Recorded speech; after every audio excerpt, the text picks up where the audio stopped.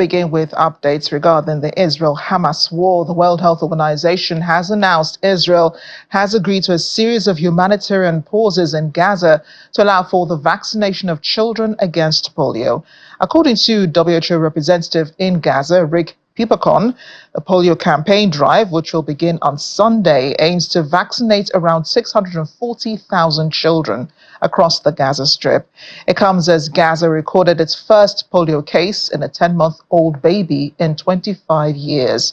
The vaccinations, which would be carried out by UN staff and other local health workers, will be rolled out in 3 separate stages across the central, southern, and northern parts of the Strip.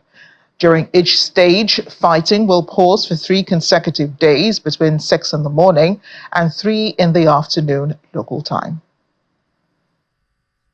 Polio vaccination campaign will actually start on the 1st of September in the Gaza Strip.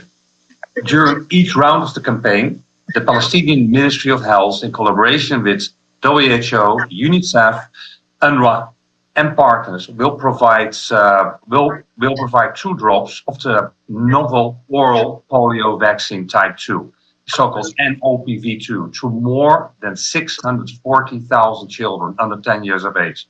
Yeah, I'll do so. So the Ministry of Health, WHO, UNICEF, and UNRWA and partners, actually, we are ready to deliver the campaign. So as we speak, in the WHO office, which is the Emergency Operations Center for the polio campaign, the technical team is still meeting now. They're planning, analyzing, etc.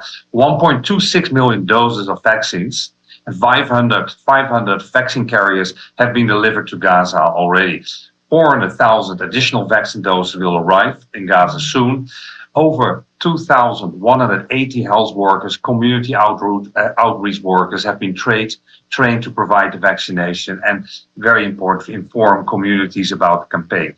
It's critical that we reach 90% vaccination, that we get 90% vaccination coverage during each round. There will be 2 rounds, and with a split of 4 weeks. That is needed, actually. You need 90% plus to stop the outbreak, the transmission within Gaza, and prevent international spread of polio.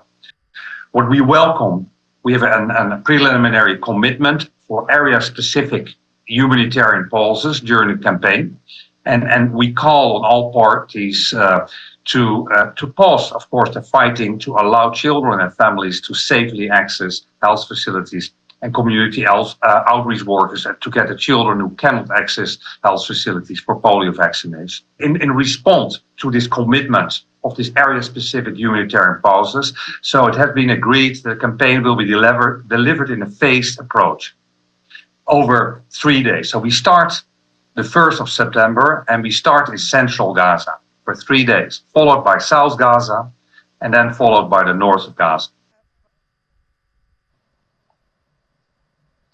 Meanwhile, Israel is pressing on with its largest military operation in 2 decades in the West Bank, despite widespread international condemnation from countries in the United Nations. The assault, now in its 3rd day, has claimed the life of a top Hamas commander, Wassam Hazim, in the city of Jenin. There has been no confirmation from the Palestinian group regarding this. In the early hours of today, local officials said 3 people were killed after Israeli forces attacked a car in the village of Zabadeh, south of Jenin. The Palestinian Red Crescent Society has said Israeli forces prevented ambulances from reaching the scene of the attack. At least 18 people have now been confirmed killed since the start of the occupation on Wednesday.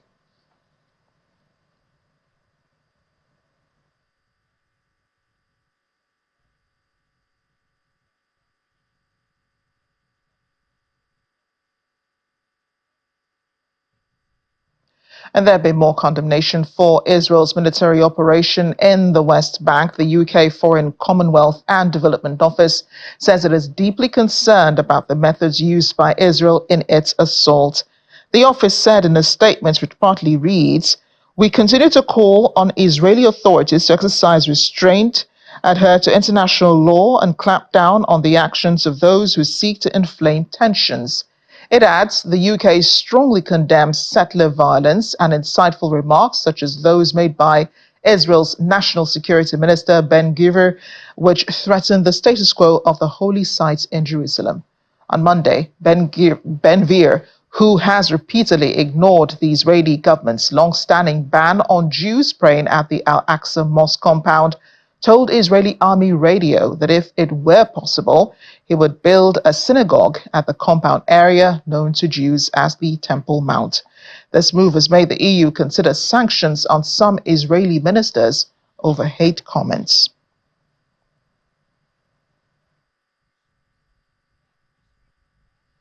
Let's bring in human rights activist and international law professor Mahmoud Hanafi. He joins us from Lebanon.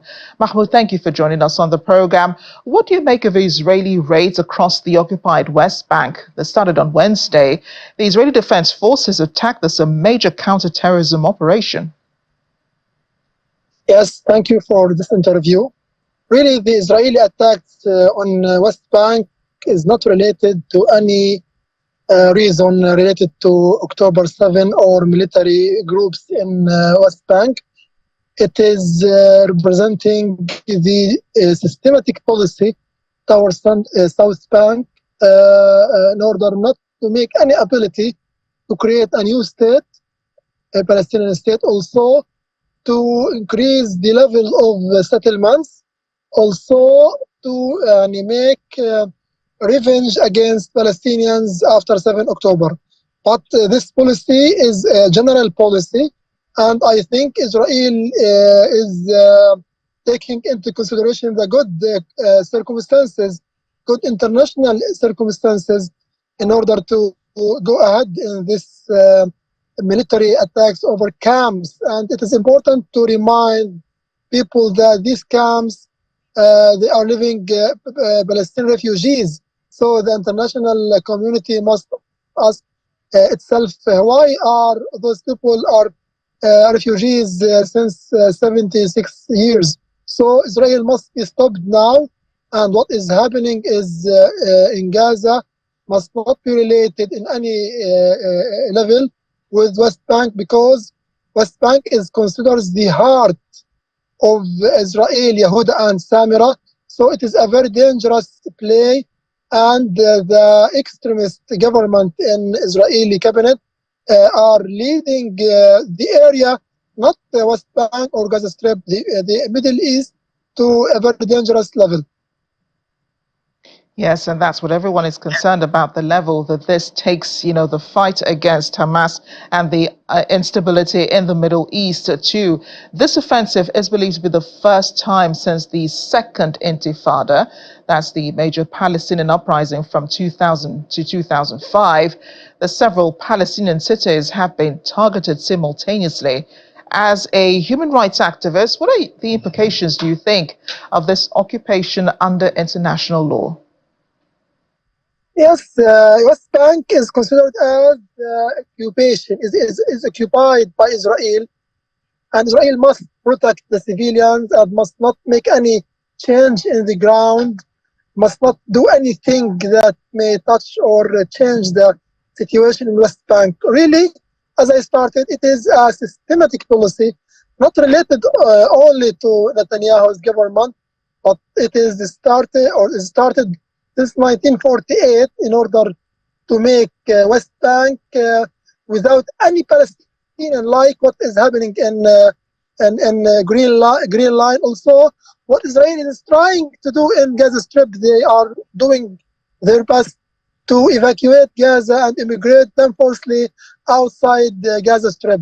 They don't want any gatherings in the camps, because the gatherings remind the world that this means that there is a Palestinian cause. For that, it is a foregoing policy, systematic policy, and it is against international law.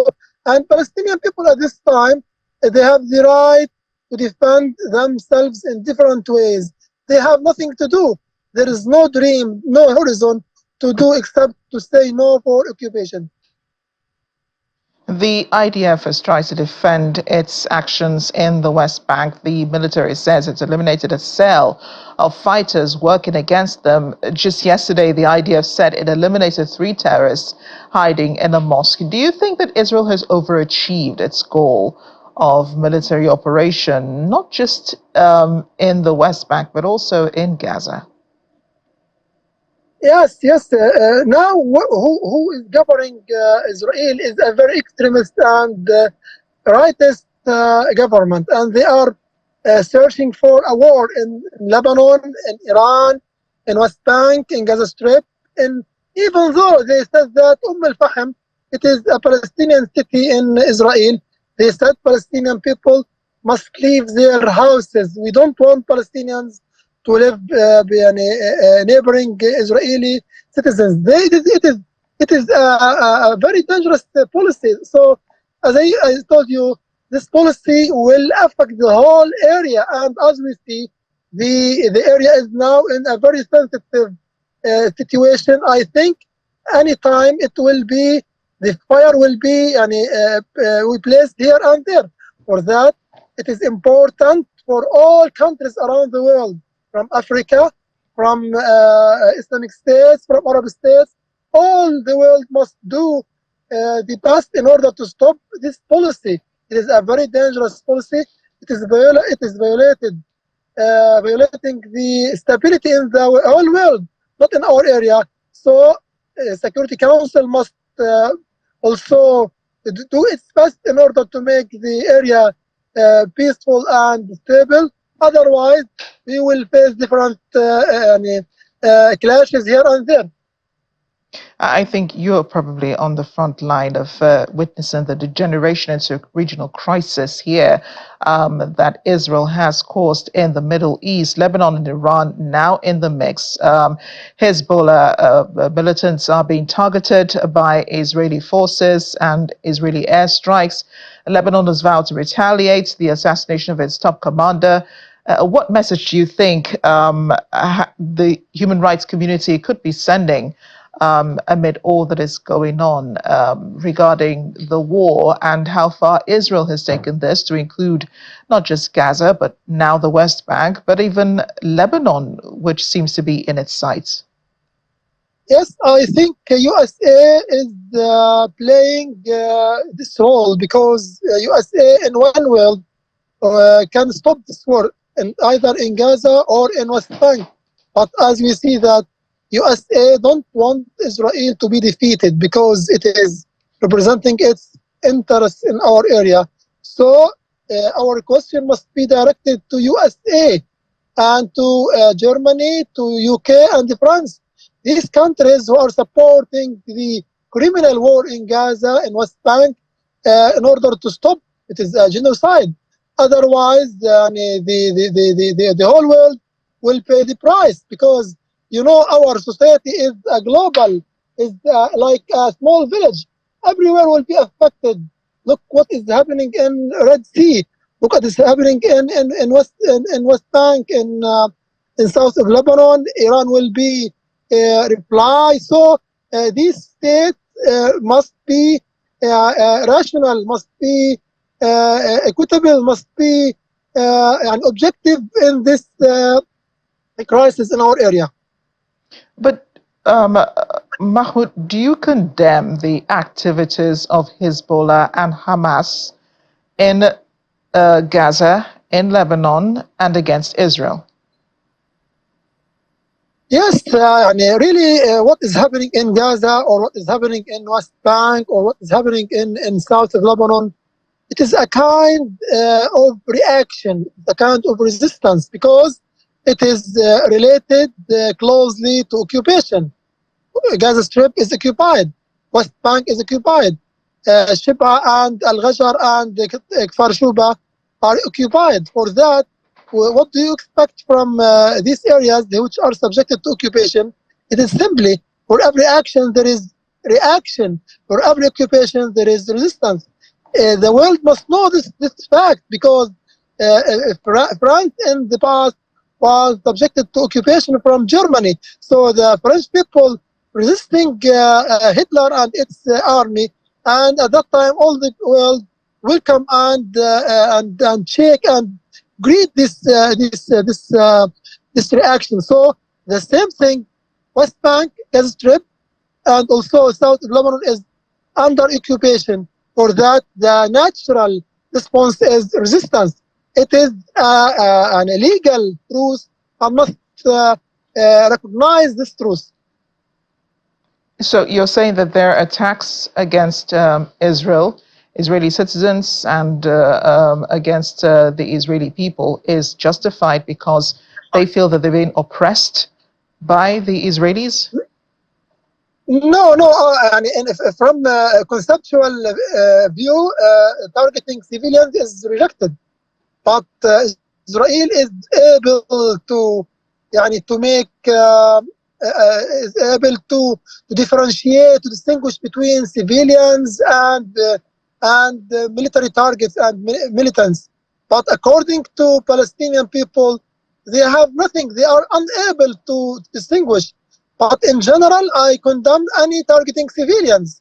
But at the same time, we cannot blame Palestinians. We cannot blame Palestinians that they are targeting Israel for some persons. But now you look, 40,000 of Palestinian people, all of them or 99 of them are civilians. Most of them are civilians and children and women. Also on West Bank, not all of them are militants, but most of them are civilians. I ask Israel to stop targeting civilians, to remove its occupation from our land, West Bank, Gaza Strip, and south of Lebanon. And then the question will be objective and serious. Why you are targeting civilians? I am unable because I have But been the IDF has or denied that. They say they're not targeting civilians, they're only targeting the militants.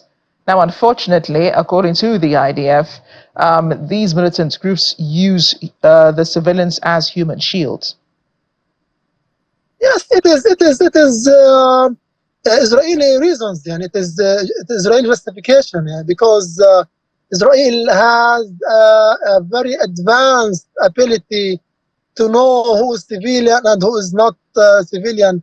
But Israel, along all the wars, starting from 1948 till now, they use the same justification, using civilians as shields, using civilians as protection for them. But ask international investigations and committees to know the truth. Israel is preventing any investigation or any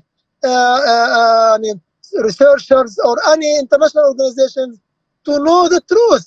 Ask Israel to allow them to allow the Mr. Karim Khan and its teamwork to allow international Human Rights Council or any other investigation teamworks to know whether these militants are using civilians as shields or not. What is happening in Al-Shifa, it was the fake reports. What is happening in Al-Ma'madani, it was the fake reports. What is happening in Masjid Shams, it was fake report. For that, we don't want to believe the story of Israel or the story of Western media to say that, oh, Palestinians or Lebanese are using civilians as shields. Ask investigations to do and to visit these areas, and then we will know these whether allegations this will have to be verified, Mahmoud. I mean, unfortunately, we're not able to go to go to Gaza to confirm or deny the use of human shields by Hamas militant group and Hezbollah. But we do appreciate your joining us on The World Today. Mahmoud Hanafi, human rights activist and international law professor. Thank you for joining us on The World Today. Thank you very much. Thank you very much.